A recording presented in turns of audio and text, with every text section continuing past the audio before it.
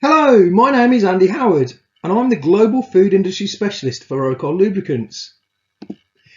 This presentation is to highlight physical, chemical and biological hazards associated with lubricants in a food processing facility and methods to control them to maintain an acceptable risk. This presentation can be used as a useful training guide for any HACCP team members. The agenda for this presentation is as follows. To start with, we'll talk about an overview of lubricants in food manufacturing facilities. Then we'll talk about physical hazards with some examples and control measures. We'll then talk about chemical hazards with some examples and control measures. And then finally, we'll talk about biological hazards with some examples and control measures. So we're going to start by going through an overview of lubricants in food manufacturing facilities. The first point to note is that food grade is a catch-all phrase that can be used for all food factory lubricants. Food grade doesn't really have a specific definition, but generically refers to a lubricant that is suitable for use in a particular aspect of food production, provided that it is used correctly. Using the wrong lubricant in the wrong place can create a contamination risk, which is exactly the scenario you are aiming to avoid. NSF is a global independent organisation that develops public health and safety standards through the provision of certification and testing services. Lubricants that have their formulations registered with NSF can be considered suitable for the category of use that it is registered for. All NSF registered lubricants should display the NSF logo, the relevant category codes for which it is registered, and the NSF registration number. Some NSF categories confirm that the lubricants registered are safe for incidental contact with food. There are concentration limits that define incidental contact for different materials, and it will be down to HACCP programs to establish whether contact is incidental within the limits set out in the regulations. NSF food grade lubricant category codes are detailed as follows. NSF 3H is used for release agents, acceptable on grills, ovens, loaf pans, boning benches, chopping boards or other hard surfaces in contact with meat and poultry food products to prevent food from adhering during processing. In a few slides' time, I will talk through the allowable levels of contamination with NSF 3H release agents and various different food products.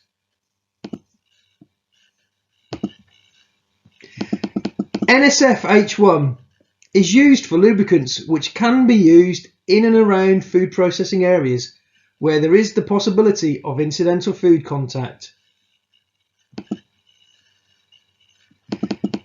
NSF H2 is used for lubricants where there is no possibility of food contact in and around food processing areas. Such compounds may be used as lubricants, release agents or anti-rust films on equipment and machine parts in locations in which there is no possibility of the lubricant or lubricated part contacting edible products.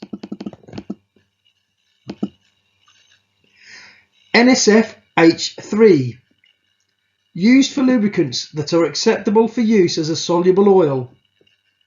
The lubricant is used to prevent rust on hooks, trolleys and similar equipment. Treated equipment which contacts edible products shall be cleaned by washing or wiping before putting the equipment back into service. And NSF HT1 is used for heat transfer oils with incidental food contact.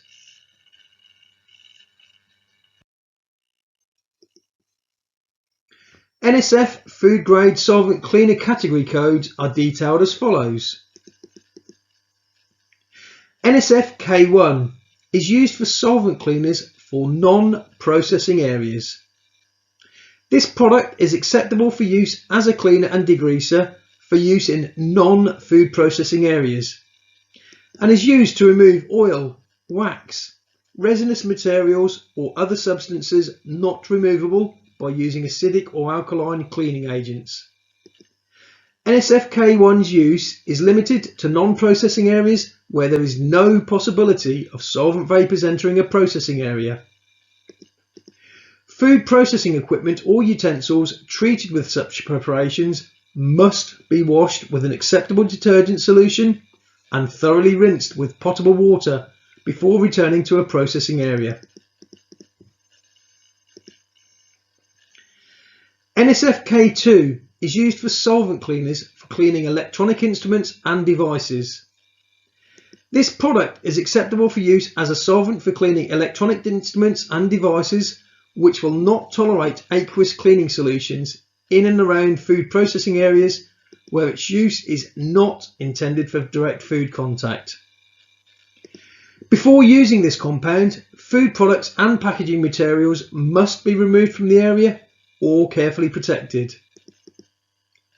NSF K2 cleaners must be used in a manner so that all odours associated with the compound are dissipated before food products or packaging materials are re-exposed in the area. NSF K3 is used for solvent cleaners for adhesives or glue removal. This product is acceptable for use as an adhesive or glue remover for removing adhesive or glue from food packaging materials in and around food processing areas where it is not intended for a direct food contact. Before using this compound, food products and packaging materials must be removed from the area or carefully protected. After using these compounds, all surfaces must be thoroughly washed with a suitable detergent solution and rinsed with potable water. NSF K3 cleaners must be used in a manner so that all odours associated with the compound are dissipated before food products or packaging materials are re-exposed in the area.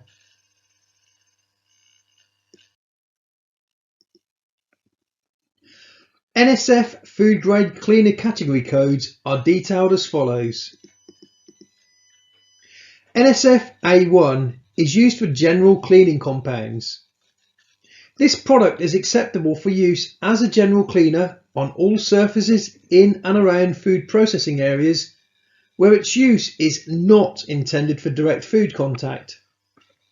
Use of this product in food processing or handling facilities requires that all food products and packaging materials be removed or protected prior to product use. A potable water rinse of clean surfaces is required after use of this product. When used according to manufacturer's instructions, the cleaner shall neither exhibit a noticeable odour nor leave a visible residue. NSF A7 is used for metal polishes on non-food contact surfaces. This product is acceptable as a metal cleaner and polisher for non-food contact surfaces in and around food processing areas. All food products and packaging materials shall be removed or carefully protected prior to usage. This compound must be used in a manner so that all odours associated with the compound are dissipated before food products or packaging materials are re-exposed in the area. NSF C1 is used for general products for use in non-food processing areas.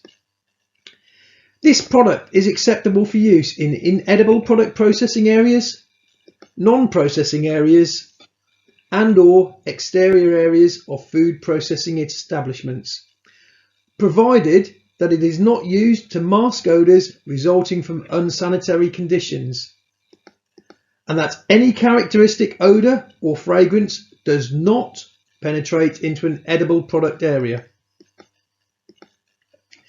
When used on equipment that will be returned to a food processing area, the product must be completely washed off and rinsed with potable water before returning to the processing area.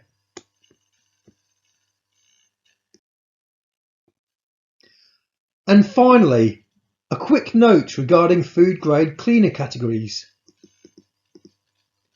Some lubricant manufacturers claim to manufacture an NSF H1 registered cleaner. This does not exist. They get the recipe registered as an NSF H1 lubricant and then claim that the product is actually a cleaning product. This is bending the rules of intent of the NSF category codes. Regarding allowable contamination of NSF 3H release agents and food products. The FDA legislation 21 CFR Part 172 Section 172.1878 limits the quantity of pharmacopoeia grade white mineral oil in certain applications in line with the table on the following two slides. If lubricant companies are saying that their 3H products have no maximum contamination level, either they are using edible oils or they are using white mineral oils and interpreting the regulations incorrectly. This table highlights allowable contamination levels of white mineral oil with certain food products. This slide will remain on the screen for 45 seconds. If you wish to view it for longer, please press pause on the video player.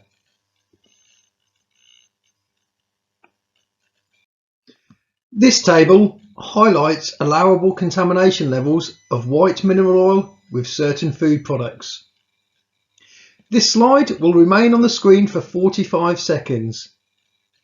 If you wish to view it for longer, please press pause on the video player. Now we're going to talk through physical hazards associated with lubricants in a food manufacturing facility. One potential source of plastic contamination is hard plastic from clear-bodied grease guns. Methods to control the risk to an acceptable level are: 1. Maintain a check system so that the clear-bodied grease gun is checked for damage on a regular basis, and if damage is logged, then corrective action is taken to retrieve any missing parts. 2. Remove the clear-bodied grease guns from your facility and replace with metal-bodied grease guns. However, metal-bodied grease guns can increase the risk of chemical contamination because it's not possible to see what grease has been loaded into the grease gun, unless lube shuttle grease guns, which are metal-bodied, are used, which enable the details of the grease loaded to be visible at all times. Another potential source of plastic contamination is removable plastic grease cartridge caps and removable plastic components on lubricant aerosols. Methods to control the risk to an acceptable level are: 1. Ban grease cartridges and lubricant aerosols from being taken into the food production areas. 2. Ensure that only grease cartridges and aerosols that have X-ray and metal detectable plastic components are used within the food production areas. The patented DTEX system from ROCOL lubricants means that ROCOL NSF registered grease cartridges and aerosols have X-ray and metal detectable removable plastic components. Another potential source of physical contamination is from hard lubricant deposits. These deposits are possible because some lubricants, particularly greases, can harden over time and with use. They can become a physical hazard if left exposed to the atmosphere with a route to product contamination.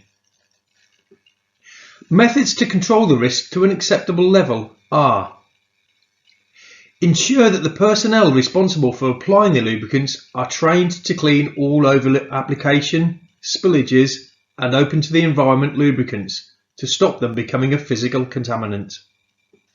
Now we're going to talk through chemical hazards associated with lubricants in a food manufacturing facility.